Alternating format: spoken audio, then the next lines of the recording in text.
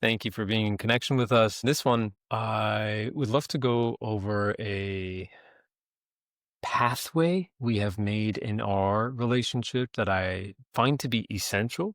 I don't know how anyone can have a healthy relationship without this specific pathway. And Oh, maybe, wow. yeah, I'm serious. I just don't know how. What do you think? It's not the one like, it's beautiful, but Yeah. it's not the one that pops up immediately that's, like, one of the pillars, but maybe I'm not aware. So I'm curious what you have. Sure. I mean, it probably wouldn't be like labeled the way that it is for us.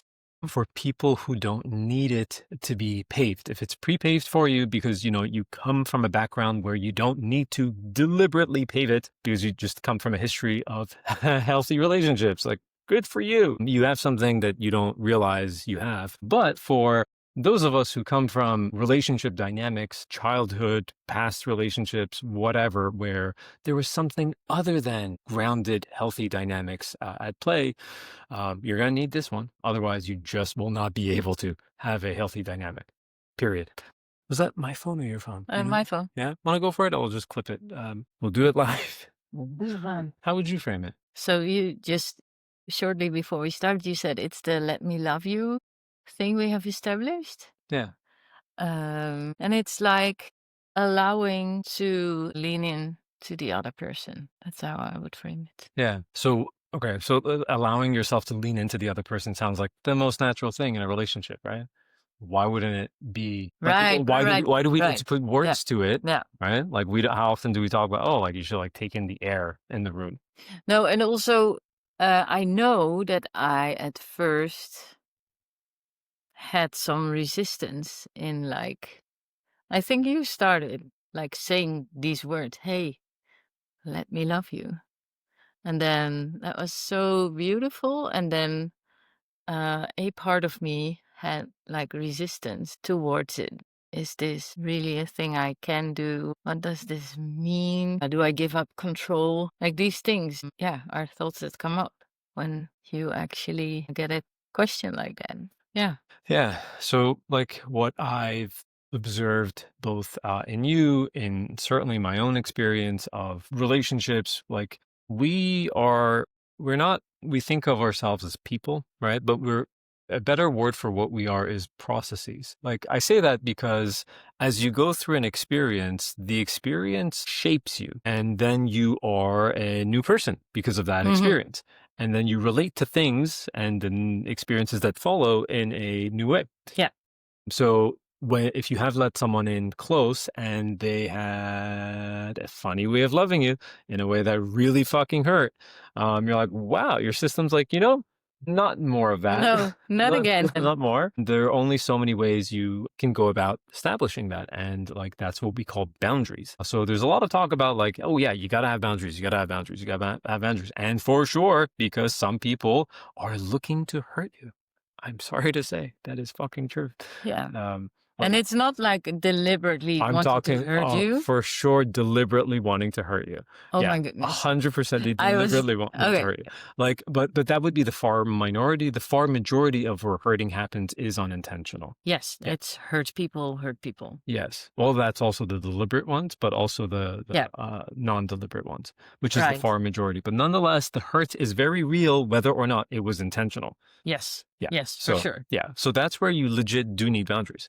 But then if that's what you learn and you become, you go from conscious competence to unconsciously competent at having boundaries, then you just have a fucking wall that nothing gets through, right? Not even when there is love around you. So you develop the boundary for when there is the absence of love around you. But then you have the boundary when there is love around you. And then it just like a water off a duck's back. The love just flows right over you Y instead of going in you. Yeah. That's when you need to actually do something. The next level of the boundary building mastery skill set is to, within the boundary, build in a door, build in some sort of a gateway through Yeah. which love can flow through. And that's where what we've developed with each other, which is that we call it "Let Me Love You," in tender moment to let your partner love you. If you have detected that your partner is very, very likely to, like, very, very like, and I say likely, not certain. Anyone who sells certainty is not my type of person. And for sure, yeah, Yeah. yeah, people who sell certainty don't sell intelligence. It's as simple as that. Like, you can't have it both ways, and you got to make a trade. So, but you can have high likelihood with intelligence. So it's like, if your partner, they have a good track record of being very, very loving, and all the signs show you that they genuinely just want to love you, like, let them love you. Can you maybe we can like share like practical what does it look like let me love you, what do we do? You breathe in that moment instead of shying away. You bring your shoulders down. You take them in. If they're there to give you a hug, let them hug you. You know, if they're there to be with you, let them be there with you. Give them access to you. And it's sometimes like very on a very practical level. You just I felt like overwhelmed, headache, migraines, I don't know. And you said, "Let me love you," and I could just go be away from every sound Oh, for sure. and light and be in bed. Yeah, like, let me care for the things that you think Yes, you need to care for on your yes, own. yes. Trust me, I I am. have, yeah, Yeah, like let me be more of you. yeah, That's yeah, yeah, yeah. And it's amazing. yeah. It's very nourishing. Yeah, and it's super essential. So, like, the important thing here is, like, for a lot of people think that, oh, I just don't have, like, a loving person around, right? And a lot of times that can be literally true, but you may not, right? Mm, hmm. But then be very fucking careful, because if you do, you wouldn't know it until you let them in. You Right, actually would right. have zero experiential Yeah, data on if you have a loving person around or not yeah. until you let them in. And then you find out after if they hurt you or not. So it's That's a when you know. risky business, eh? Yes. You need to take risks in Yeah. these things. Love is riskier than war. Yeah, Yeah. yeah, because you put yourself out there Correct. Yeah. with all you have. Yes. Yeah. Like, in war, the outcome is certain, right? Whether or not you live, whatever, right? That's uncertain. But, like, what the intentions are is clear. And love, though, it's actually more unclear. That's why, like, it's more difficult to achieve love at scale than it is to. When was World Love One? World War One, World War Two, World War Three is on everyone's mind. World Love One, still waiting. When is it? When's that coming? Because it's harder to achieve. It's way easier to achieve war than it is to achieve love. Wow. Yeah, neat, right? Yeah, And yeah, maybe this helps.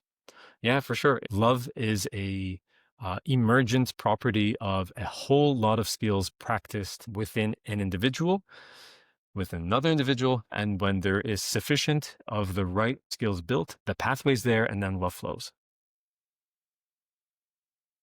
Thanks for being in connection with me. Thanks for being in connection with us. Yeah, hope this is helpful. Till next time. Bye. Bye.